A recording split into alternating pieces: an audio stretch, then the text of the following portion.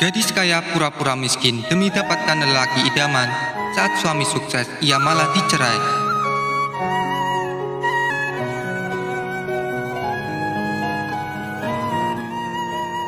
Kadang cinta membutakan akal dan pikiran, hingga seseorang bisa melakukan hal-hal gila. Sayangnya, hal serupa ini sering berujung pada sebuah penyesalan. Itulah yang dialami Jenny, gadis belia berusia 21 tahun. Sejak bertemu Steve yang berusia 26 tahun, Jenny merasa menemukan takdir cintanya. Mengetahui Steve menyukai wanita sederhana yang tegar, alih-alih wanita kaya yang manja, Jenny yang sedari kecil hidup dalam gelimang harta dan kemanjaan dari orang tuanya, rela mengubah penampilan dan sikapnya demi meluluhkan hati Steve. Dan gayung pun bersambut. Dunia mimpi Jenny menjadi nyata.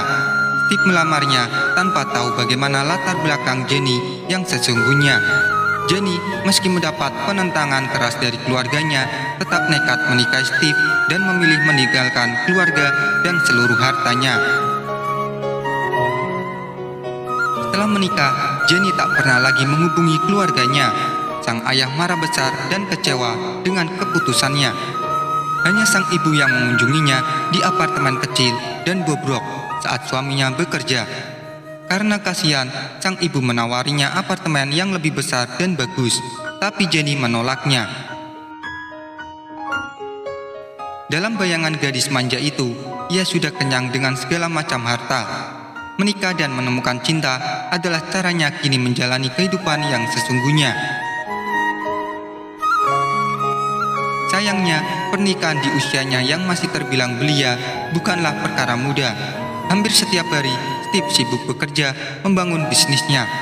Jenny tinggal di rumah dan mengerjakan segala hal yang dulu sama sekali tak pernah disentuhnya. Mencuci pakaian, memasak, membersih rumah, dan jika suaminya belum juga kembali, ia akan menatap langit malam dengan hayalan indah tentang cinta sejati dan kebahagiaan yang diangan-angankannya. Beberapa tahun kemudian, bisnis Steve melaju pesat, namun hubungan rumah tangganya semakin hambar. Steve nyaris hanya bertemu istrinya sebelum berangkat kerja dan sesaat sebelum terlelap. Ia bahkan menolak memiliki anak dengan alasan ingin fokus meluaskan usahanya. Suatu hari, Steve pulang cepat. Jenny dengan senang mengajaknya makan malam bersama.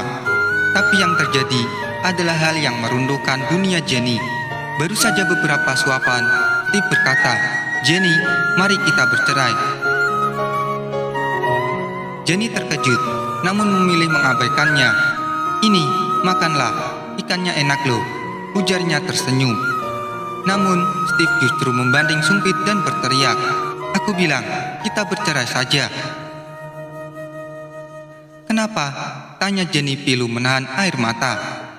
Steve kemudian berkata, ia membutuhkan istri yang bisa membantunya mengembangkan usahanya, bukan istri yang hanya di rumah memasak, mencuci, dan melamun sepanjang hari.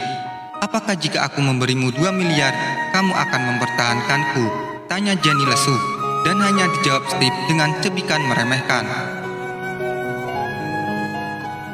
Belakangan Jenny tahu, ternyata Steve berselingkuh dengan seorang rekan wanita yang memberinya bantuan modal saat memulai usaha. Jenny berkata, "Salahku tak mengatakan kebenarannya." Namun, pada akhirnya Jenny setuju bercerai. Pada suatu titik, ia menyadari bahwa ia bukan menikah dengan Steve, tapi menikah dengan mimpi-mimpinya sendiri. Jenny kemudian menelpon ibunya dan menceritakan perceraiannya. Tak disangka, yang datang justru sang ayah dan adik lelakinya. Mereka menjemput Jenny dengan mobil mewah. Mata ayahnya merah, bukti bahwa ia habis menangis. Sang adik berkata, meski ayahnya marah, namun setelah kepergian Jenny, setiap hari sang ayah menangis mengingat putri sulungnya itu. Ayah dan anak itu berpelukan dan membiarkan Steve dalam kebingungannya sendiri. Saat Steve menyadari siapa istrinya sebenarnya, semua telah terlambat. Jenny telah kembali bersama sang ayah dan adiknya. Saat kau merasa jatuh cinta, maka pikirkanlah rasa cintamu itu dengan pikiran jernih. Tak perlu menjadi orang lain hanya untuk mendapatkan perhatian. Berbahagialah dengan dirimu sendiri, karena hanya dengan begitu kau baru bisa membahagiakan orang lain, termasuk pasanganmu. Menikah juga bukan akhir sebuah perjalanan cinta. Sebaliknya, pernikahan adalah awal perjalanan cinta yang sesungguhnya. Apakah kau sampai di tujuan dengan bergandengan tangan, atau justru berakhir sendirian? Semoga kita bisa memetik hikmah ini